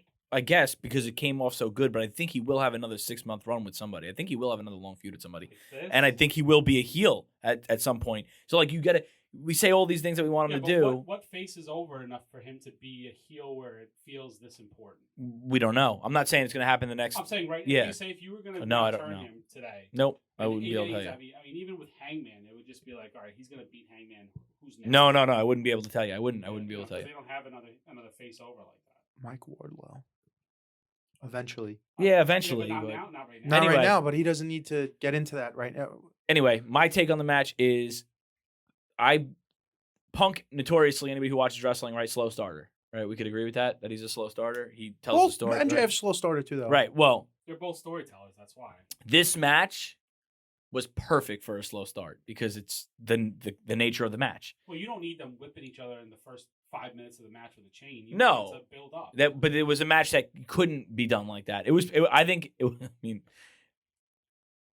giving it a 9.8 means that I won't that there's like this much room to give a match ever over that if like that's how we're doing the ratings. I'll give it a 9.5. It was great. Well, But you know what I'm saying? I'm not looking at it in this aspect. I'm looking at it as if this match by itself, if its max could have been a 10, it reached just shy of perfect. You know, I'm not looking at it in comparison to every other match because wrestling has been going on since the early 1900s. If you want to go back to the days of the carnivals. Of course. I'm not going to keep a current tab of every fucking grade I've ever given and been like, well, I think this one was better than that one, so I can't give it less than this.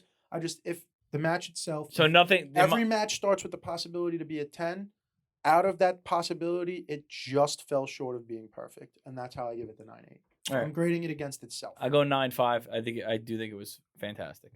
It's fine. It was a good one. You should watch it, Whitey. I'm going to. Yeah, I will. As soon as HBO gets that streaming service, I'll be on it. Oh yeah, I was thinking about that the other day. I'm like, I would love to just go watch Double or Nothing 2021. Mm-hmm.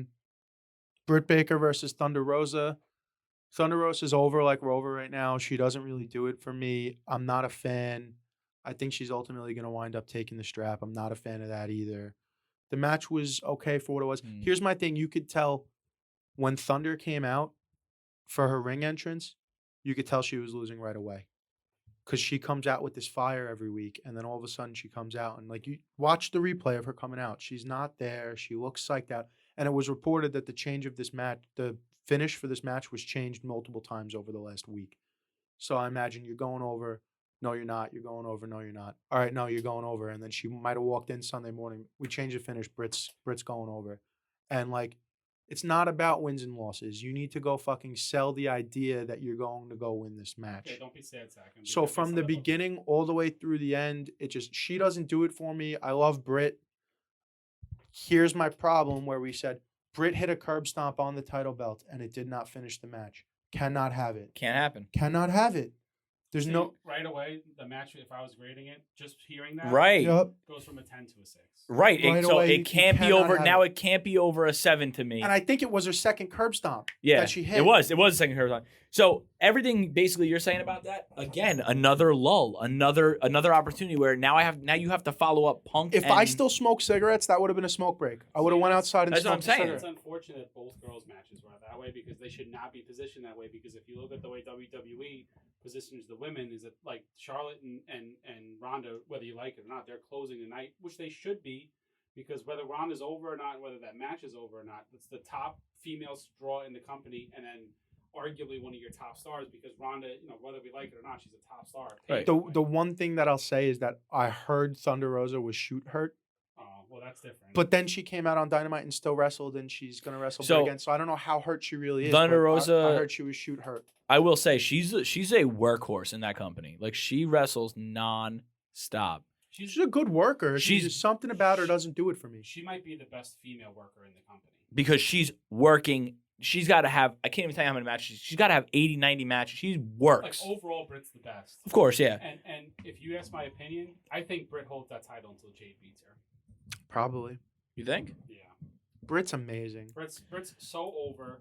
She's probably the third most over act on the show. Behind MJF and behind Punk, I guess. Yeah. And she's probably the next most over. Would you agree or no? I agree. Yeah. So I'm. Did you grade it yet? No, I'll go 6.5. All right. I mean, we got the same one. I'm gonna go 6.5 too. It's fine. Yeah, 6.5. Where are we at? Danielson versus Moxley. Obviously a good match, one that we never really saw a one-on-one deal in their time in WWE, if I'm mistaken, right? I'm not mistaken on that, right? I heard the finish was a little wonky. As far as how? Yeah, it was. I heard it was ended very abruptly. It did. Yeah. But not clean. Didn't make sense. No, it wasn't clean. Yeah. Well, I mean, it did because, whatever. From all the reviews, that was like the pin counter pin deal, right? Yeah, it was like pin counter pin, sloppy as hell. Looked like two 80-year-old men running around. Yeah. And then, but right after they got up and got right into each other, like didn't settle for a second. They got right into each other's face and continued to fight. I heard the best part of the match was Regal. What ultimately finishes this? Yeah, what ultimately sells this match is Regal coming out, bitch slapping both of them, making them shake hands, and I mean, come on, Regal. Moxley, and he screamed, "We'll talk about this in the back." Shake hands and smack the shit out of both of them, and then took the blood from Moxley, right? And what, wiped down Danielson? No, he drove his head into Moxley's head, like their forehead, when Moxley was like, I'm not shaking his hand. He like headbutted him and like rubbed his blood all over Regal. So Regal had his blood all over his face. And Regal, great talker, great professional wrestling mind, huge get for AEW. Even if he was never going to be on TV, he's a huge get for AEW. Yeah, 100%. And told this like, oh, all these guys coming over, there's too many mouthpieces, there's too many stables. Not this time. Everyone's saying this legitimizes. It's going to be AEW nothing short further. of Danielson, Moxley, and Regal is nothing short of awesome. Yeah, I like already what they did on. I mean. Yeah, Regal was a little long-winded on Wednesday. I agree with that. He got emotional too. He got emotional. I understand, but I think that's a phenomenal pairing, and I think they should just run roughshod over everyone. 100%. Yeah, they definitely should. 100%. I agree. I don't care who you are. I agree. On that company, they run roughshod over you. The match was for me. I'm gonna give it 8-2. I'm not really in that 8-2. I'm not really counting the Regal thing. Yeah, I'm going 7-9. Yeah, all right. Because I'm taking Regal out of it. Yeah, if you take Regal out of it, like 8-2, 7-9, so we're averaging about an 8. It was pretty good. Two really super talented guys. They bled a little, they got after it. Finish, I didn't love the finish. I really didn't. But then obviously Regal, it makes sense. And without a doubt in my mind, Regal got the biggest pop of the night. 100%. I don't know if that's a good thing or a bad thing. If this team was formed in WWE, they'd be called the Wild Dragons, right? Something dumb like that. I just don't. The only thing I'll say before we're gonna take a break, right? Yeah. The only thing I'll say is I don't want it to turn into Team Hell No. It won't, because I had a little inkling of it when it was like I'm not shaking his hand. Like I'm like, oh, here we go. No, they're gonna be serious. Yeah, you said good. You said it's Team Hell No all over. I hope not. No, there won't be. I hope not. No, did you see him? They beat the shit out of with that Bear Country or not? Yeah, they're making their debut too. Ziggler's brothers. The Workhorsemen. Yeah. Is that who it was? Yeah. I mean, that was a hard hitting match. Yeah. But we'll take a break. It's a new year, and with the new year comes new resolutions. And what's going to help you complete the resolutions that you set forward for yourself this year? Inspiration. And we have just the company for you that's focused around inspiration. Head on over to staythirstyco.com and put in the code HAVOC to get 15% off on your next order. And make sure you take a look over at the Winter 2022 collection. That's staythirstyco.com. Drop the OY and focus on you. And we're back with the final couple matches here of the Revolution, and then we're going to finish up as we normally do with the match of the month, the program of the month, and the wrestler of the month. Yep. So 2 matches left, right? We recapped basically 3/4 of it in the first segment, and here we go. I think the next one is going to be... It is the AHFO versus Sting, Darby, and Sammy. Right. In the Tornado Tag Trios match. Now, representing the AHL in this match was Matt, Andrade, and Cassidy, right? Was it Cassidy? Yeah, it was. I mean, as you know, Tornado Tag Trios match that by default is a no holds barred match. Yeah. What you're gonna expect is what you're gonna get. It's an absolute fucking car crash, pretty much from start to finish. Yeah. Matt ultimately winds up doing the job in the end, which is a good setup for what happened on Wednesday with the breakup of them. Shout out Stinger, 62 years old, jumping off of the fucking top of the door or whatever you want to call it. Yeah, the entranceway. Seth Rollins bump. Yeah, exactly. Yeah, through the tables at 62 years old, like the man fucking has no regard for his own life. That to me is going to be the highlight of this match. No.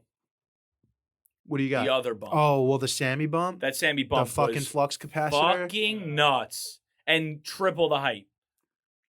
Triple the height. Yeah, well, Sammy Guevara is 28 years old. No, I get it. I get it. Sting's bump was great and it's for a 62-year-old. Sammy's bump was great for anybody on this earth. Like... Yeah, but Sting gets a little more oomph for his age. I mean, and it's because it's a big pay-per-view. Revolution, arguably second biggest show out of the four. No, you could argue that Revolution is the show. I think Double or Nothing's the show. But I liked it. Hold on, my point is that Sting brought it out for the big pay-per-view. Yeah. Sammy every week is going, I'm crazy. Yeah, doing yeah, so like it's a little bit when less is more in that aspect. You know what I mean? Sorry, I'm crazy is fucking corny. That bump that Sammy took Just on be crazy. Wednesday was kind of crazy too, through the table.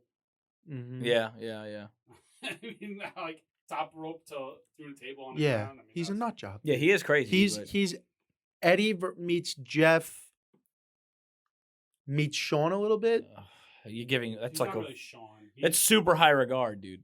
Like I just mean stylistically. I don't yeah. mean, He's got to be careful though, because you can't be doing that shit forever. you know well, what I he's mean? 28. You got the S on the chest still. Once he gets to be 33, and you don't recover in a Well, day look at anymore. like he'll do some Ray Phoenix type shit where he'll fold his arm over and fuck himself up. Really Yeah. bad, you know? He's got to be careful.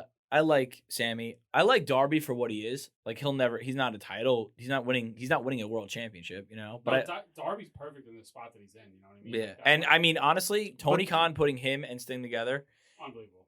hindsight looks like a no-brainer, right? But It felt like a no-brainer right? then. I just don't know if I would argue that it would work as well. As it it worked has. so well. The way that they did it when they started Darby up in the rafters with Sting, I think that made a lot of sense. Yeah. You know what I mean? So 100%. So for this, here we go. I'm gonna give it a 5-9. Wow, really? Yeah, Wow. I'm not in love with the tornado tag as is. I'm not in love with like the spots happening in 20 different places. I just imagine myself for like being there and like being in this crowd. Oh, I'm looking over here. I'm looking over here. Oh, what's going on? Like there's just so much happening, and I know it's like they're not happening simultaneously because that would just be really not smart. But you know what I'm saying?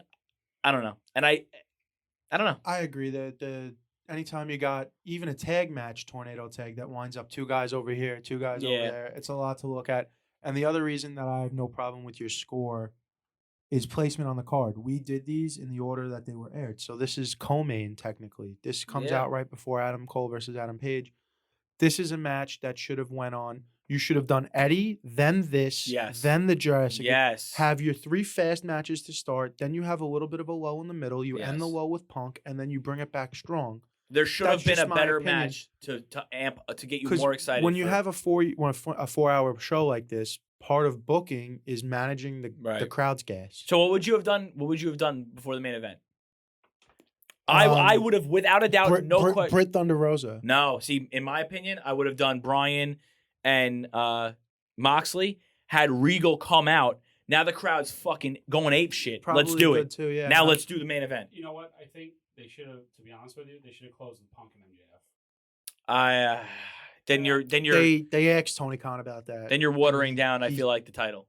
Yeah, but the titles are. I mean, you already positioned the title every single night in the watered down. I mean, if the title is on TV, the title should be the main event no matter what happens, because that title should be the be all end all in that company. If you're gonna have a world heavyweight Mhm. title, the only reason you have it is because that is the top guy in your company.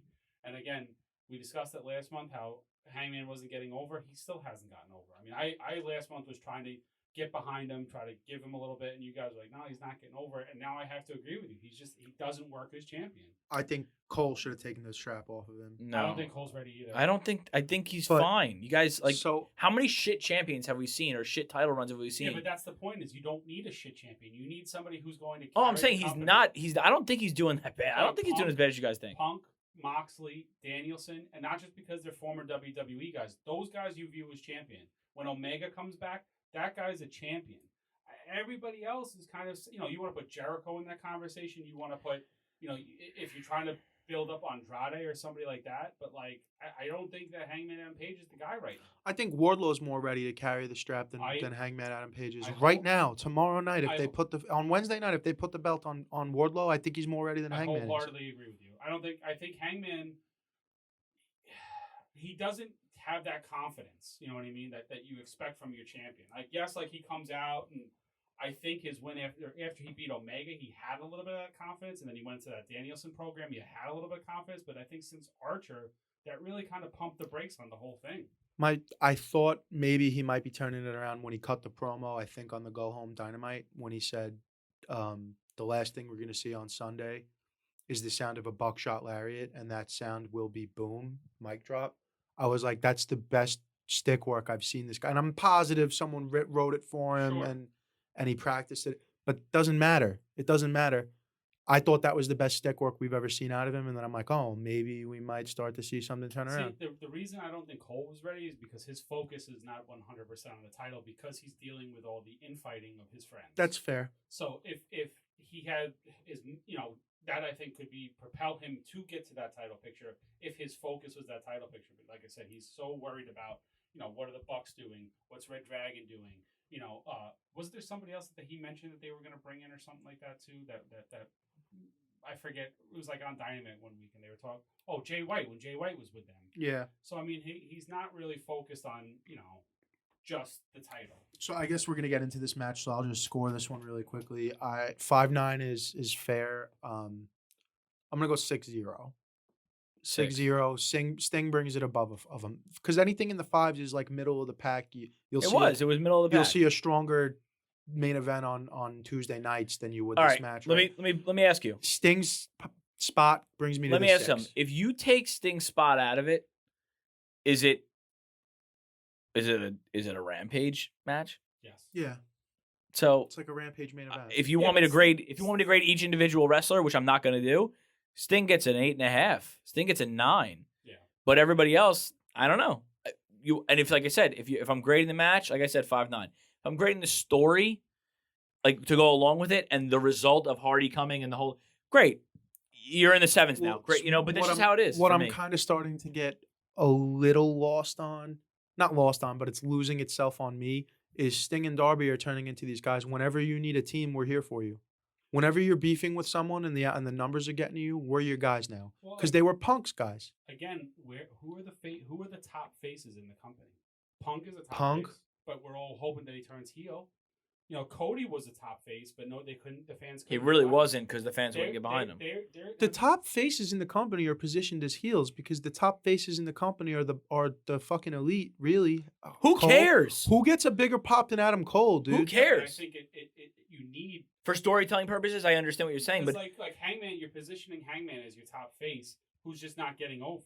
Like you need to get guys over to make things mean anything. Otherwise, it's just. Like, Part of the problem too is they have AEW has so much of this smart mark fan base in a way that we all love heels. The smart fans love the heel. Exactly. And like I forgot, it's a famous line by somebody. It might be Pritchard. It might be Cornette. If the crowd isn't booing for you, you're not a heel. Is that Cornette who said that? I don't know. Somebody said if the crowd is. I think it was Cornette on his show talking about the elite. Like if the crowd cheers for you when you come out and Adam Cole comes out and the boom and the Adam Cole baby and you're not really a heel then. You're not a heel. MJF's a heel because MJF's like the only true heel in the business right now. I think the Miz is a good heel. No, The Miz is good. 100%. Yeah. Miz Miz is good too. Miz and MJF, top 2 heels in the business. And I think FTR are great tag team heels because they've never. Yeah, but people love them still. Yeah, though. but they get so much love. They That's get the so thing. much, and now they're doing the Living Legends thing. Have you seen their gear lately and their get up? It's like, I love it. I love it too. And as soon as I saw them, the first time I saw the Living Legends gimmick, I tapped Emily, made her stop reading her book, and I said, Emily, Big Whitey's gonna love this. Yeah. They just went from a 9.5 to a 10.2. Yeah. So main event time, like I said, we get to the super kicks. I have a problem with the amount of super kicks Adam Cole delivered in this match. Mhm. I have a problem with it, especially towards the end. It was like seated super kick, standing super kick, misses a buckshot, third super kick to the back of the head, then the Shining Wizard doesn't put him out. How? Why? We need to stop doing it. I get it's the Young Bucks gimmick, and if they want to be having the super kick party, which correct me if I'm wrong, super kick party came from somebody bashing them, right? Yeah. Said every time they're in the ring, it's a super kick. Yeah. That's how it came to be.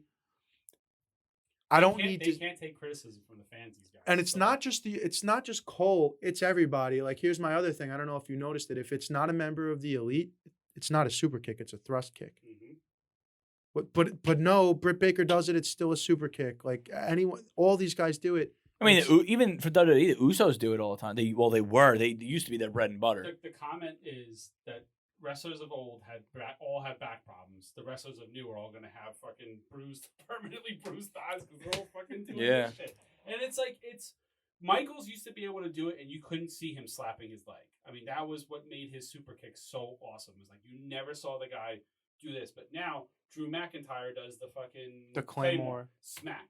You know what I mean? Everybody does some sort of a this or that. Like you watch Keith Lee, he's like hip, hip, hip, hip. Every move he does, he's like smacking himself, and it's like, what the fuck is this guy doing? What is this guy doing, dude? I'm like, It's like we've obviously beat to death the overuse of the super kick. I saw a tweet. I can't remember if it was somebody. It was a wrestler. I just don't know if it was someone who matters. But the tweet was, if you throw more super kicks and destroyers than you're willing to lock up, I'm assuming you can't work, and 9 out of 10 times I'm right. But like, Say it again. if you're super kicking and doing destroyers more often than you're willing to lock up, I'm assuming you can't work, and 9 out of 10 times I'm going to be right. Oh, okay. Who said that? You don't know? I don't remember who it was, Because but that's it a was pretty tweet good. I saw, That's a and I pretty was good like, tweet. that's true. But like my beef specifically with this match, in a span of about maybe 5 minutes real time towards the end of the match, 6, 7 super kicks Adam Cole threw, and All right. it's fine if you're gonna win, but he winds up not even winning. And I don't like the Shining Wizard as a finish in general. I just have a beef with the Shining Wizard. Most of his offense is a thigh slap kick or knee or something, And again, I'm not shitting on. I like Adam Cole, but if you watch his offense, he doesn't do a lot of other than like, and then super kick, and then fucking. If you you want to have a bunch of falsies, the Panama Sunrise we don't see that often, and it's not like Styles Clash deal where we don't see it that often, but every time we see it, it's for the 1, 2, 3. People kick out of the Panama Sunrise all the fucking time. Let me ask you this question real quick. What's the most over move in AEW? The move that wins a match. The one-winged angel. Exactly. And why is that? Because no one's ever kicked out of it. Exactly. Now, I'm not saying every move needs to be foolproof, but finishers should be protected. They should be protected. We've had this discussion. Yeah. Like The Rock and Stone Cold started that whole false, like I'm gonna hit you with 16 stunners to win the match, or I'm gonna hit you with 15 rock bottoms. Yeah. Or, and like that never made sense to me. Like if you hit like you do Hulk Hogan, big boot, leg drop, 1, 2, 3. You know what I mean? Jake the Snake hit you with that DDT, 1, 2, 3. King Kong Bundy hit you with the big splash in the corner, the avalanche splash in the corner, and then the big splash off the rope. That match was done. Pre-97, Austin hit you with a stunner, 1, 2, 3. 1, 2, 3. Pre 2009, an RKO pretty much put you to bed right away. How about Bret Hart got the sharpshooter on you? The match was over. Yeah, but that's the point though. Like, so then when someone does kick, that makes it more special. Undertaker, Michaels, like when Michaels kicked out of the tombstone. Right. But at that point, there wasn't nobody kicked. That's what I'm saying, and then it has more weight. Now it doesn't have any weight. Like JBL used to finish a match with a clothesline, but that was a nasty clothesline. But that's what Adam Page's clothesline is supposed to be. The buckshot lariat is supposed to be. He gets over that rope with that flip, hits you with that clothesline. 1, 2, 3. The match is done. Yeah, well, they don't do it like that. Also, if I make a wrestling promotion now, if I was making one, not only would I have finishers matter, but I would also have everybody who I consider anything above mid-tier, like mid-card, I would have them always Now, obviously, there's stories that have to be intertwined, but always constantly wanting to be a world champion.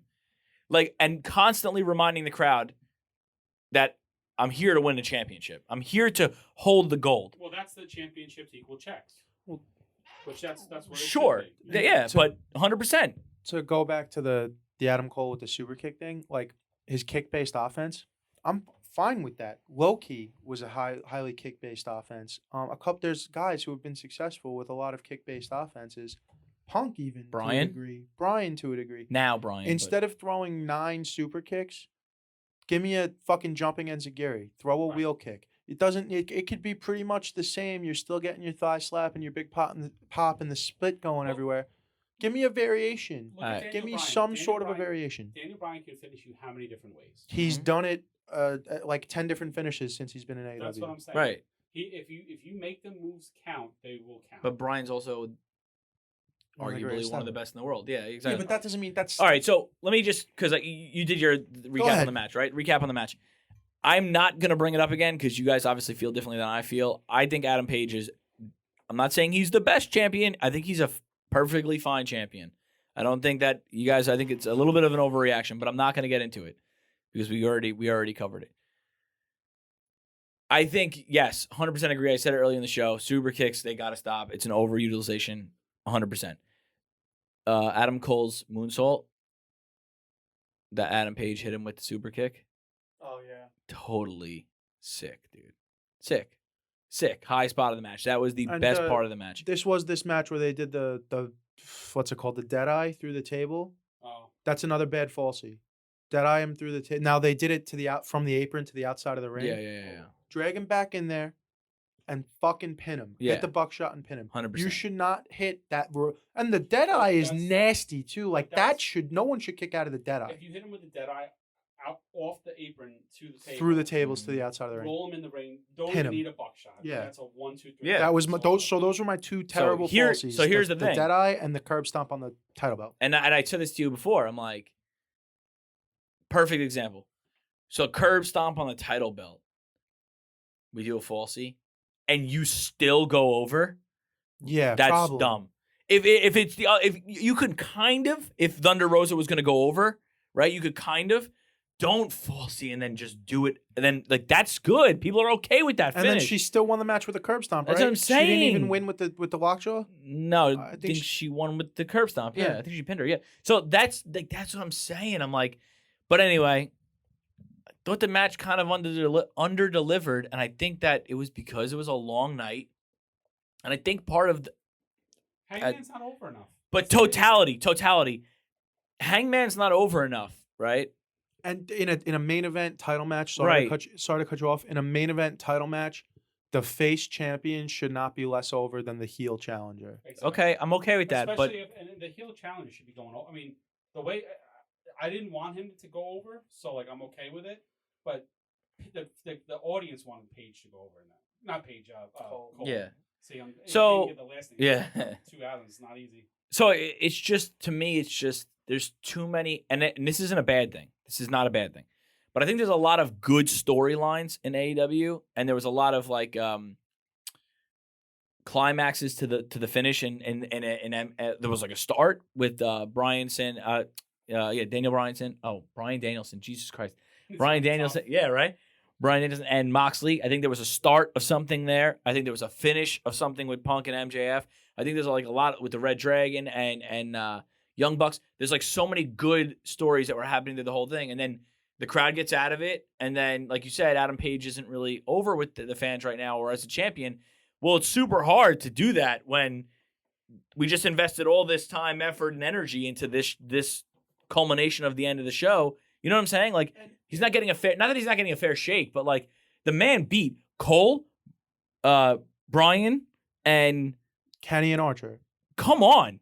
Like, you might look back and say he wasn't over with the fans, but Tony Khan's doing everything in his ability to make him a fighting, winning champion. Like, he's doing that. Well, again, but if they could, like, it's like with Cena. They could have done anything they wanted with Cena, and the fans were just going to regurgitate him back out, just like what was happening with Cody.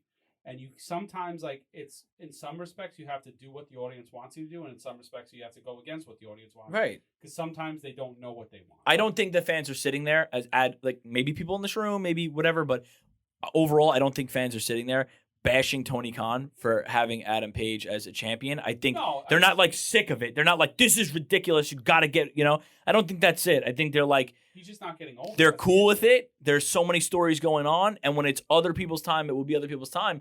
But again, you rush Adam Cole, you rush any of these guys that just signed with AEW into the world championship position, then the only place to go is down. You know what I'm saying? Like, once Adam Cole, say he wins, right? All right, cool, we're peaking. Then you got the Elite. Okay, we've peaked. Now from here on out, once this year culminates and they break up after a year, it's going to be so hard for Adam Cole to stay as where he is. Like, that's my gimmick. Well, like, I mean, the only reason I'm going to disagree about that is because we have the evidence of the Undisputed Era running roughshod on NXT for 3-4 years. Yeah. And did it get stale? no, that's No. if they do that. That's if they decide to do No, that. I understand. So ultimately, what hurts both of these Adams, but more Page than Cole, in my opinion, is that this match was ultimately a driving device for the furthering of the story of the Undisputed Era versus the Elite, which we're almost certainly going to get at Double or Nothing, assuming Kenny's back by then. So I'm not going to take that away from Page. He's still got the belt. He's still going to have time to run with it. I imagine he's going to carry it through to Double or Nothing, and he I think he probably has drops to. it to Punk at Double or Nothing. He's not connecting. That's what the issue is. They're not. Like, But my point is, he's going to have plenty of more time. Like, we're not quitting on him the way some other companies may No. quit If on they him. were going to quit on him, they would have taken the belt off him and put it on Cole. And don't. I want all long title reigns here. I think it's very important to, if you win it, you have to at least give it a shot. Give it a fair look and let him ride this out. Don't have any short title reigns. You want to have one, like, Blue Moon short title reign to surprise the crowd? Fine. but just don't do it this early on. Well, the TNT title, or which one is the men's now? TNT. TNT. Okay, so the TNT title has been kind of switched hands a lot. It needs to chill out now. At some Because point, it it's needs to like- chill out. It was Cody, then Brody, then Cody, then Darby, then who? I don't know Right. if that's the No, exact. Miro. No, Sammy, Darby, yeah. then Miro, then But you see what I'm saying? It's, No, they need to chill out. I'm not saying that was the exact run of it. No, but they need to it's chill changed out. hands a lot. I So- agree 100%. You're And Scorpio, I don't think is the guy. Like I love. I think Scorpio's nice. I'm not saying he's not a good wrestler. I just don't know if he's the guy. You know what I mean? Because Paige gets to talk. Scorpio doesn't get to talk. That's what Dan Lambert's there for, though. I know. so just give it. As I'm saying, if you're Tony Khan, give it. And now Paige chance Paige now. is signed, so now they have like a legitimate little faction going on instead of just, or Ethan Page and Scorpio Sky doing the actual wrestling So it's for America's Dan. top team wrestling. Basically, yeah. Yeah. So So- overall, have you guys graded the last match? Overall, I'm gonna give 7-9. this match, 7-8. But overall pay per view, how would you guys? A. A. Okay. Not an A plus. Not an A plus, but an A. Okay. Solid A, definitely. Here's the only thing I'll say. Punk, right? You say Punk is the next challenger for Paige? That's what you At think? Double or Nothing. I don't mean that All right. doesn't mean he's the next challenger. All right, well, 'Cause let's they say- do title matches on TV all the time. Punk is a heel then. Needs to turn heel Yes. for that. Right? Unless they turn him in the match. He's so over though. Punk. I'm just- Or I'm maybe not- it's not even. I'm just saying. Maybe it's not even Double or Nothing. Maybe it's All Out at the end of August because Double or Nothing. That's only 2.5 months away. Well, from I'm now, just saying because I don't see a viable challenger because everybody seems locked into now something going on. Maybe we don't know about Well, Punk yet. The next couple of weeks, everything's good. Tony likes to unfold things. you know Right, what I mean? right. So we'll see. But that was Revolution, right? So let's finish it up here and we'll do Wrestler of the Month. All right, why do you go first? You already kind of laid it out a little Well, bit earlier. I gave everybody the spoiler alert already. My wrestler of the month is going to be Matt Cardona. He's NWA champion. You want me to go down the list of NWA champions? You got Ric Flair, Harley Race, Dusty Rhodes, on and on and on and on. I mean, just the lineage alone puts him in that upper echelon now. The guy's just killing it on a weekly basis. He came home to NYWC where he started, won the title there. 6 title belts, right? Yeah, his presence on Pro Wrestling Tees is unreal, undeniable. Yeah. His following on YouTube is undeniable. I mean, the guy is one of the top stars in the business without being on TV. And guess what? That's amazing. Podcast network. And guess what? Well, blowing up. that's my point. I mean, And it's just, Good for him. yeah, great. Damn Yeah, sure love good to for see him. it. And he deserves it. talk about a guy his entire career pretty much working the babyface angle, and now he's showing a everybody. He face. could be a A fucking great heel. monstrous heel. So my Wrestler of the Month, so this is the third month we've been doing this, right? Yeah. I went Reigns, I went Cardano, right? So I'm gonna go Wardlow. I like that. And for obvious reasons, I think he's I would say I like it, but I would say like if you're including Revolution, and that Revolution took place in March, all right. I see what you're saying. I would say Um, Wardlow's time is coming within the next 6 months. I guess to you're right. really grab it. Maybe I Yeah, but you know what? His build, even in February. No, yeah. Everything going on with him with The power, the Powerbomb concerto, right. not the concerto. Powerbomb Symphony. Symphony is amazing. So And then like the stuff with him and Spears has been very good. Him and the leading up to the breakup with him and MJ. You could still argue that he was Wrestler of the Month because he's the next guy in line. You know what I mean? yeah, maybe I did leak into Jumping March on a a little little bit, bit, but that's it's fine. I'm sticking with it. I Screw mean, it. so my wrestler of the month is Sammy Sammy Guevara. Guevara. Fair. Guy is a bump machine. The title, both matches against Cody were amazing, but when I think of wrestling this month, I really think of that ladder match and the cutter off of the ladder, incredible. I think he's got it. I mean, we say this a lot, like a lot of guys got it, but Sammy's one of those guys who 1 or 2 matches earlier on don't go the right way for him, and he's off of TV working for another company by now. Right. Well, he almost got himself in hot water too. I mean, you look at what he did with Sasha. Yeah. So, 100%. So I mean, that's a fair Wrestler of the Month. I'm not mad about that either. you know what else? Good for Sammy. Whether you like her or not as a wrestler, Ty Conti is very nice to look at, and he gets to go home to that every single night. Yeah, it's For sure. That's Well, I don't true, want to too. get into his personal life, but yeah. Well, I mean, All right. Just saying, as a, there you go. Good for you, Sammy. Program of the Month. I mean, All right, we all got to be in agreement with program of the month is. No? yeah, but it sucks because I've used it before. Yeah, for the second time in 3 months, I'm going Punk MJF for the. So am program of I. the Are month. you?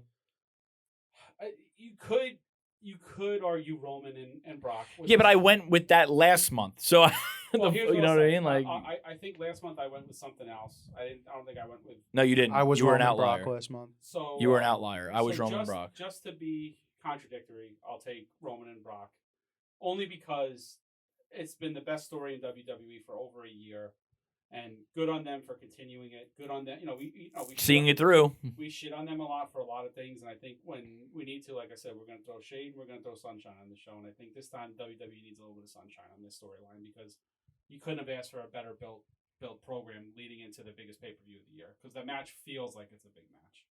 So, and I mean, Punk and MJF, I can't not. I mean, The reason that I have Punk and MJF as the feud of the month is because when wrestling is at its best, right, and we've lost this over the course of the last 15, 20 years or so with the internet, when you blur the lines between reality and kayfabe. And MJF came out. Every time these two cut a promo against each other, it was like that was his best promo since the last time the two of them were in the ring. Like when he did the promo, when he let yourself, that a version of that story is real. Yep. With the Jew boy and but it didn't matter. I went home and cried that day, but it didn't matter because I was gonna go see my hero CM Punk. A version of that whole deal is real. I don't know how. Obviously there's. Like you said, blurred lines. But there was real. That was a real story, real emotion, and he really genuinely felt that way towards Punk at a certain. When point. you said, and when Phil came out, CM Punk when he came out, in reaction to that promo that night, that was Phil Brooks coming out there. You could see Punk had this look on his face, unless he's just all of a sudden way better facially, and he was really acting and going for the Oscar. There was a look on his face like I actually let this person down. I felt like I saw a little bit of Phil coming out of the CM Punk mold. okay, but that's why it's the program of the month. You understand that? The fact that you're even questioning that is why it's program of the month. No, I can see through it. It was they talked about that before they came out. I think I think it's been the most well orchestrated feud. I think Punk, went into there saying, "I want to work with MJF, and I'm going to make it the best program this guy's ever had, and maybe will ever have." Well, that's why he came. That's his point. Well, that's the point of the whole point of AEW saying, "Hey, Punk," is put some guys over, do some really good work, and that's it. And like you said, if we had to do a fantasy draft, and you might take Wardlow in the first. If I have the number one pick, I'm taking MJF. Well, MJF's a surefire. I'm taking him as the number one pick. MJF in losing that match at Revolution. Now I know this is after the month, but in losing that match, did not lose any steam. No way. Did not lose anything by losing that match. And if you want to take a lesson in how to put somebody over in a loss, you watch that match.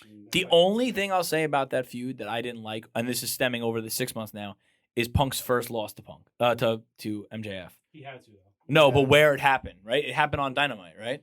Yeah, but didn't like it. I didn't like that it happened there. The thing is like you forget back in the day, there wasn't 12 pay-per-views a year. So now everything should be reserved for pay-per-view. But Tony Khan's doing it right because, like you guys have said, each time you see an AEW pay-per-view, it feels bigger and better than the last. Right. And that's the key behind the 4 pay-per-views is that you want each one of those pay-per-views to feel like a major moment and a major event. It just felt like to me like, damn, like what he lost his first match, and I remember I missed that episode, and I was like, what, he fucking lost tonight? Like I missed it, damn, that's what it felt like to me. And Punk, MJF cheated both times to win, so Punk doesn't wind up looking any worse for it. And to go off of it being on Dynamite thing with there's only 4 pay-per-views, I think that's awesome. I think it's awesome that they'll have main events on random Dynamites where the tag titles are on the line. Make the show feel big. Because first of all, what's been the huge problem since the birth of the 12 pay-per-views? You see an IC title match or a US title, any kind of title match for the most part, 9 out of 10 times, title ain't changing hands. Nope. Not for free. Mm-hmm. You're not going to get that payoff on cable TV. Well, with the model now being the way it is, where Tony Khan eventually is going to go streaming and there's going to be no more pay-per-view. I mean, they're basically getting rid of the pay-per-view industry. Premium live events. I think that putting important things on Dynamite makes sense. It makes a lot of sense. You know what I mean? So I think it doesn't hurt it. I mean, they're doing what are the St. Patrick's Day Slam, like the big deal Dynamites. Like that's cool. Beach Break, and what's the other one? Yeah, I like those. I What's do the like one those. that's 2 nights, the Fighter Fest. Fighter Fest, You know, yeah. Well, Fighter Fest started as a pay-per-view, and then I think because it makes it. You know what the thing is the idea is you want to get eyeballs on your television show, And are you going to show up to a random 3-hour Raw where you see the same shit over and over and over? Or are you going to turn it into Dynamite on TBS where it's like, well, they could lose the title tonight, or there could be a big surprise, or, and that's what Tony Khan is doing by doing big stuff on Dynamite. So I don't think that hurts it at all. And what I told him, just to be quick about it, the day Tony Khan made the announcement about Ring of Honor, I texted him. I was like, Tony Khan bought Ring of Honor. It already happened. And he was like, oh, fuck, I'm just turning it on now. And I was like, It was like 8:03. yeah, I was like, back in the day on Monday Nitro, you needed to have that TV on at 7:57 or there was a chance you were going to miss something sick. Mm-hmm. And Tony Khan has been basing his entire business model for 3 years now off of the best parts of WCW. So if something big's going to happen on Dynamite, you bet. The genius Bro, of Eric Bischoff, you know what I mean? Bro, I turn on TBS at 7:30 and sit, like, in the background, sit through Big Bang Theory. Mhm. Because, Yeah. it's not, what You am I don't waiting miss- for? You don't want to miss it. Yeah. I mean, I DVR because I can't. Yeah. Yeah. It's difficult, but What? So moving on to, what, go ahead. Yeah, go ahead. Match of the month. Yeah. We already talked about it at nauseum, so I'm not going to put too much into it. For me, it's the dog collar match, Punk and MJF. isn't that the next month technically? And because it's March, so really it's February. Oh, see now you. Yeah, That's see, what, you that know was what? mine too. No, Now that's you fine. fucked So me up. I could pick another one. I'll just take Cody's last match in AEW, the ladder match versus Sammy. Cody and Sammy. Okay. Now I got to think because you threw me. I was. So go- it so was throw the it away. dog. It was the it was the dog collar match. See, I wanna pick something that I'm gonna get a lot of heat for. Ah, fuck it. I'm gonna take the Elimination Chamber, the main event. Oh my god, you're gonna get so much heat, dude. It's you. I don't even want to go anymore. I'm not going. I'm dripping in heat, dude. So here's why I'm taking it. All right. Because in that match, effectively you progress the storyline. It made Lesnar look incredibly strong going into the pay-per-view. And it's like, as much as I want to pick an AEW match every time, again, WWE has been booking Brock Lesnar perfectly since he's come back. And I think that was just another, him punching through the Off script, by the way. yes. And just like, Really, that was all script. Yeah, because the Bobby Lashley thing was allegedly planned, so he knew he was coming out next, and he just figured they would open his thing.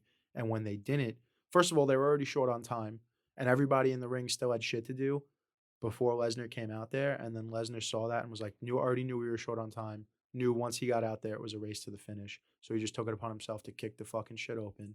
And I think Rollins didn't do a spot once Lesnar came in because he was like, all right, it's time for Lesnar to go crazy now. yeah. And they all knew they were under the gun on time. And I think Austin Theory playing the chicken shit heel in that spot was unbelievable. Like, for a kid who hasn't really figured it out yet. But I you know what it is? I went into that match with just like, this is going to be the worst thing I've ever seen. And it ended up being much better, so that's why I liked it. That's why I'm going to pick it. And again, it's more of a contradictory pick because I can just go with Punk and MJF, or I can go with Sammy and Cody. But we got to talk about other stuff too, you know what I mean? I like it. Yeah, I guess Sammy and Cody was probably the best match in that month for me, but I really just want to go with the dog collar match because Well, then next time we do a review, you just I can't do that. Yeah, I just won't do that. Yeah, that's the thing. You That's get fine. you get a little skewed with the recapping, but is that it? Yeah, that's all we got, right? Final thoughts? Before we get out of here, we got to cross promote. So we this Death of Kayfabe, say somebody comes across this, where else can they find us there, Whitebread? Show-wise, or are you talking about social media? Both. Social media, Instagram and TikTok at HOH Podcasting. Search, anywhere you get your podcast, you search House of Havoc. Everything's under one thread. You'll find the Death of Kayfabe. You will find during football season Parlez-Vous, which is our football gambling podcast. Just recently, we just started up doing top 10s where we pick a category, we argue about a top 10 list. Everyone has their own list, and we gotta, we argue, we make a final list at the end. That one's very controversial. We just did Nintendo 64 games. Well, it took the top spot, GoldenEye. No, GoldenEye was 9. 9 as a consensus ranked. Well, I had it at 9. 10. He had it at 10. I had it unranked. Oh, I had it 10. Yeah, I had it at 10. Yeah. No, number 1 was Star Fox. Star Fox 64. I mean, you can't go Let me wrong. ask you something. This is really fucking fucked up. We can't take too much time, but Banjo Kazooie was below Pokemon Stadium. Is that a sin? It's your own fault though, because you put Pokemon Stadium 2 on your list as well. You gave Jack the extra I points. put him 6 Pokemon So, Stadium, 7. My Pokemon brother Stadium. Jack, who was born 2002 after the release of Nintendo GameCube, but because of us, still played. He put Pokemon Stadium 2 as his number one. The way we did it, if you get a number one vote, you get 10 points, 9 points down the line like that. He had Pokemon Stadium on the list somewhere, which gave it enough points because he's the only one. Disgusting. He's the only one who had Banjo-Kazooie on his list. So fucking you dealt. No. Brian had Banjo-Kazooie. Here's the thing. I was a PlayStation guy, but I did play a fair amount of Nintendo 64. I would throw a game because like the first game I ever played for Nintendo 64 was Cruisin' World, Cruising USA, baby. which was a fun game. I can't. We can't do this right now because I had that. We'll be here for I another had 2 that. hours, dude. I had that as an honorable mention. Before I get into it, like there's like games that I might hold in a high regard that you guys don't hold in a high regard because I was a PlayStation guy. So I'm also a Star Wars guy, so I fucking love Rogue Squadron. Rogue Squadron was on my list. It was on the list. Yeah. Shadows of the Empire. I love fucking Shadows of the Empire. I don't have that on my list. Shadows of the Empire was a sick game. So, but again, I was a PlayStation guy. So, and like a PlayStation game that, if you guys ever do PlayStation, a game that we all played that maybe not a lot of people play was Die Hard Trilogy. Fucking Shut the fuck up. Fucking phenomenal. Play Shut the fuck up. Play it and then shit on it. Play it and shit. All right, I will try it. All right, so I gotta try Die it. Hard Trilogy, it's 3 separate games in one game. So Die Hard 1, it's like third person, you're running around this office just killing terrorists. It's a fucking amazing. It's like you have to save the hostages and kill the terrorists. The second game is a first person shooter where you're in the airport and you're killing terrorists. The third game is you're in a taxi cab and you're having to drive to places to defuse bombs. And I know it sounds crazy. It's the most addictive game you've played.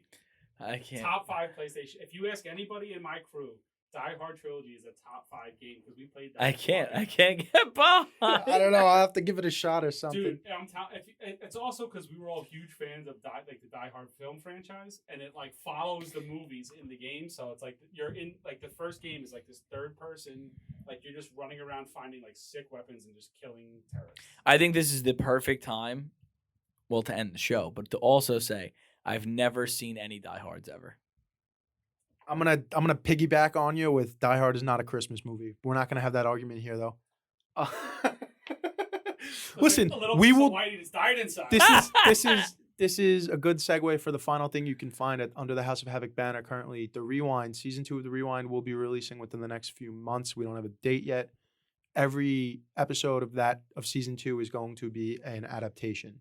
So we know we did Shawshank Redemption is going to be on there, the Harry Potter films, some Lord of the Rings stuff, Ready Player One possibly.